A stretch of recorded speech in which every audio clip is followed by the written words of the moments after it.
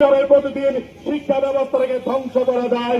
আজকে আমরা দেখছি যে ছাত্ররা ব্যাগ কাঁধে নিয়ে বই নিয়ে যখন স্কুলে যায়, স্কুলে গিয়ে দেখে শিক্ষক থাকলে বই থাকে না, বই থাকলে শিক্ষক নেই, শিক্ষক থাকলে ডাস্টার নেই, ডাস্টার থাকলে চক নেই, চোখ থাকলে শৌচাগার নেই, শৌচাগার থাকলে পানীয় জলের ব্যবস্থা নেই, পানীয় জল থাকলে বিদ্যুতের ব্যবস্থা নেই, বিদ্যুৎ থাকলে লাইব্রেরির ব্যবস্থা নেই।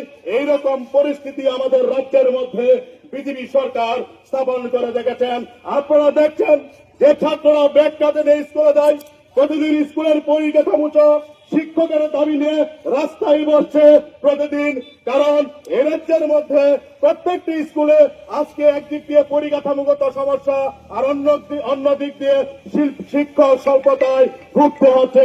আমাদের রাজ্যের প্রত্যেকটা শিক্ষাঙ্গনে যেভাবে বিগত দিনে শিক্ষক ছিল সেভাবে শিক্ষক নেই, যেভাবে স্কুলগুলোর মধ্যে শৌচাগার ছিল, পানীয় জল ছিল, সে পানীয় জল নেই।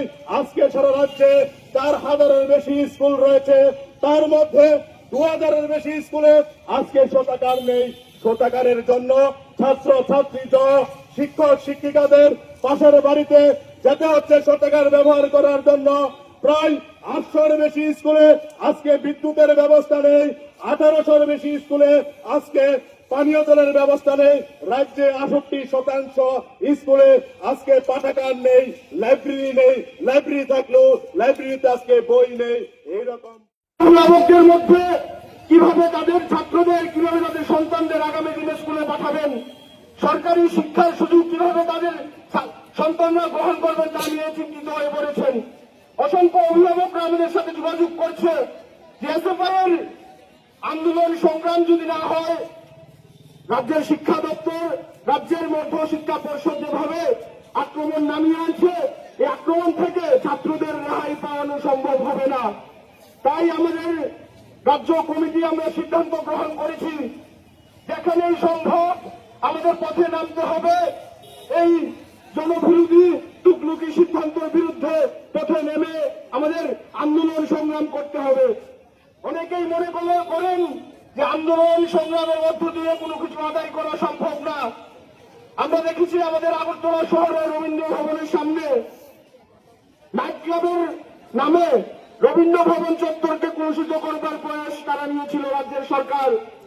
তখন রাজ্যের মুখ্যমন্ত্রী বিবৃতি দিয়ে বলেছিলেন উনার নজরও নেই, উনি নাকি জানেন না রাজ্যের এই কৃষ্টি সংস্কৃতির জায়গার মধ্যে নাইট কলেজ, নাইট ক্লাব হবে, আর ওনার কাছে নাকি খবর নেই। তারপর আমরা ছাত্র যুবরা সিদ্ধান্ত গ্রহণ করেছিলাম এর বিরুদ্ধে আমরা প্রতিবাদ করব। আমরা অতি স্বল্প নোটিশে ছাত্র যুব সংগঠনগুলো রবীন্দ্র ভবনের সামনে আমরা বিক্ষোভ দেখিয়েছিলাম। আমরা দেখলাম কিছুদিন পরেই আমাদের রাজ্য প্রশাসন বাধ্য হয়েছে এই নাইট ক্লাবকে স্থগিত করবার জন্য।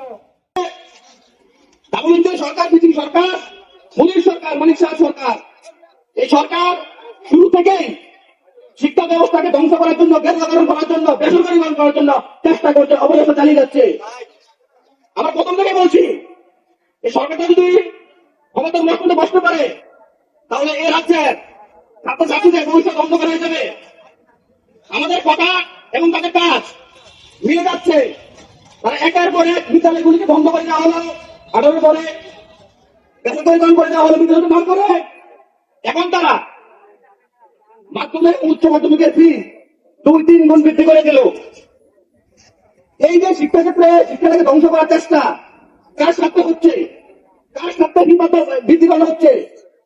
আমরা বরাবরই বলছিলাম এই বিবৃতি যারা পুঁজিপতি আছেন, যারা টাকার মালিক, বড় টাকার মালিক, তাদের স্বার্থেই এই পদ্ধতি। কারণ তারা পারবে স্কুলে কলেজের মধ্যে কুড়ি টাকা দিয়ে পড়াশোনা করতে, কিন্তু আমার রাজ্যের সেটাও ঘরের ছেলেটা, কৃষক ঘরের ছেলেটা, দরিদ্র ঘরের ছেলেটা, মজদুর ঘরের ছেলেটা, তারা কি পারবে 3-4 গুণ ফি বৃদ্ধি এই ফি দিয়ে স্কুল কলেজে পড়াশোনা করতে? আজ থেকে কয়েকদিন আগে সিবিএসই বোর্ডের সভাপতি এটা প্রেস কনফারেন্স করেছে, আমি শুনেছি কনফারেন্সে উনি বলছেন ওনাদের